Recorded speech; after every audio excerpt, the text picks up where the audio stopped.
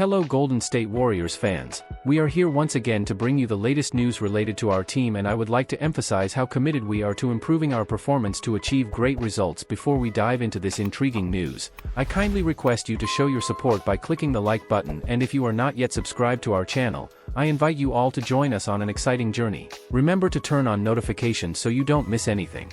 Golden State Warriors forward Draymond Green fearlessly responded to the baffling comments made by Phoenix Suns general manager regarding Kevin Durant's career.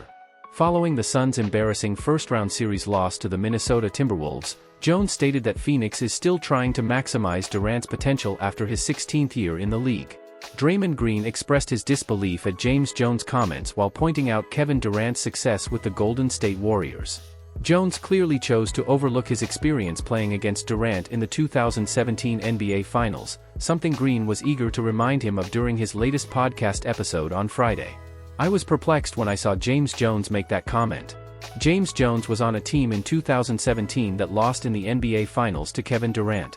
It's hard to believe that James Jones could then say, 'Nobody has been able to maximize Kevin Durant.'" Draymond Green. Jones played only 8 minutes in total during the 5-game series, giving him ample opportunity to watch as Durant tore apart the Cavaliers on his way to Finals MVP. Durant averaged 35.2 points on an impressive 55.6% shooting from the field and 47.4% from three-point range, along with 8.2 rebounds, 5.4 assists, 1.6 blocks, and 1 steal per game. From Green's perspective, how much more could you maximize a player than with numbers like these?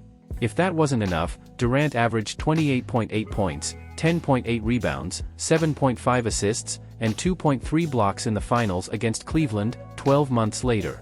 Durant was highly efficient in the first-round series against the Timberwolves, although his 26.8 points were the third lowest in his 13-year playoff career.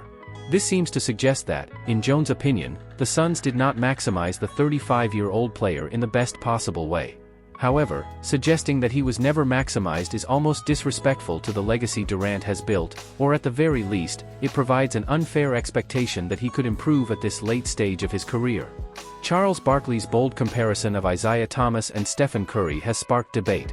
While some may hesitate to label Golden State Warriors star Stephen Curry as a point guard, considering he's the greatest shooter in basketball history, he is undeniably one of the greatest players of all time for his size.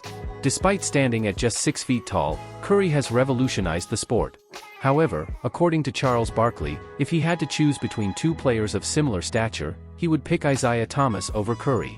Curry and Thomas both overcame size disadvantages they often faced, with Curry using his spectacular shooting while Thomas was a traditional point guard, averaging 21.2 points and 13.9 assists per game at his peak. Perhaps due to these extraordinary point guard skills, Barkley, who competed against Thomas and his Detroit Pistons Bad Boys for many years, said he could never choose anyone over Thomas. "I feel sorry for Isaiah because he's the best little man of all time, even over Steph Curry," Barkley said on the Dan Patrick Show. "He probably never got the credit or respect he deserved, and that's why I feel bad about it. I have nothing but respect for Isaiah because, as I said, he's the best until Steph Curry came along, and I'll be honest with you, if I were in a game, if I had to choose, and I love Steph Curry, and I know people go on the internet because they have no life, if I had to choose between Steph Curry and Isaiah, I'd probably choose Isaiah in a scenario. But I love Steph, I love Isaiah. But if I had a guy, if I had to choose between the two, I'd never choose against Isaiah." Stephen Curry versus Isaiah Thomas, by the numbers. Stephen Curry, Golden State Warriors player. Stephen Curry and Isaiah Thomas are undeniable NBA legends.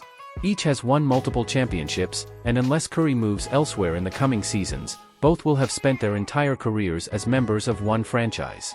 Furthermore, any comparison isn't truly fair, considering the many changes in the game from Thomas's peak in the 1980s to the 2010s and 2020s when Curry illuminated NBA defenses with his deadly three-point shooting.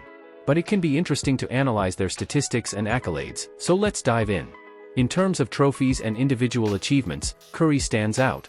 Although he has 2 fewer All-Star selections than Thomas, he has 2 NBA MVPs, and is the only unanimous winner so far, and has been named to the All-NBA first or second team 8 times compared to Thomas's 5. Each of them has an NBA Finals MVP award, with Thomas winning in Detroit's second consecutive championship, while Curry finally got his in 2022 as part of the Warriors' 4th title in 8 years. When it comes to statistics, as mentioned earlier, they played completely different styles in completely different eras. Of course, Curry, the historical perimeter threat, has the scoring advantage, 24.8 points to Thomas's 19.2, and Thomas, the classic point guard, went further in terms of playmaking, 9.3 assists to Curry's 6.4. The choice between Curry or Thomas in a hypothetical situation would likely focus on fit and the needs of a specific team. While neither option would be a bad choice, Curry certainly wouldn't thrive in a primary facilitating role like Thomas, just as a heavy shooting role where Curry excelled wouldn't suit Isaiah. Regardless, Barkley is right to say they are two of the greatest players for their size and should be recognized as such. Draymond Green criticizes the Knicks' inability to win a championship. Jalen Brunson is one of the emerging stars of the 2023-24 season. He has emerged as a true star in the Eastern Conference. His performances have helped the New York Knicks secure a spot in the second round of the playoffs, where they will face the Indiana Pacers. Despite Brunson's elite level of play and the Knicks' impressive defense, Draymond Green still doesn't believe they are true contenders this season. "I don't hate the Knicks," Green said. "However, I'm honest and not delusional. And Jalen Brunson, who dominates the ball, won't lead you to the promised land," I said. Second round series. I didn't even say you wouldn't win the second round series. Because, to be honest, I think you should easily win the second round series. I said you can't get to the promised land. Frankly, to be honest, I still don't think you can. In his 6 postseason games so far, Brunson is averaging 35.5 points, 9.0 assists, and 4.5 rebounds, shooting 42.9% from the field and 30.4% from three-point range. Without Julius Randle in the rotation, Brunson carries a significant workload. He dominates the ball out of necessity. Still, Tom Thibodeau has his team playing elite basketball. It's a team built on solid defensive principles. OG Anunoby has elevated that defense to a whole new level. Brunson and Dante DiVincenzo are impressive on the offensive end. Green is right, however. If New York gets past the Pacers, they could face the Boston Celtics in the conference finals. Boston is the best basketball team, according to their history, offensive ranking, defensive ranking, and net rating. They have an elite top 6 rotation. If Kristaps Porzingis returns from injury, the Knicks will struggle to extend the series to 6 games. Randle's absence will eventually catch up with the Knicks. Brunson's magic won't be enough against Boston. Even if they shock the world and make it to the NBA Finals, the Nuggets, Thunder, Timberwolves, or Mavericks would likely make light work of Thibodeau's team. The Knicks are not far from being genuine contenders. Unfortunately, this playoff run is a step too early.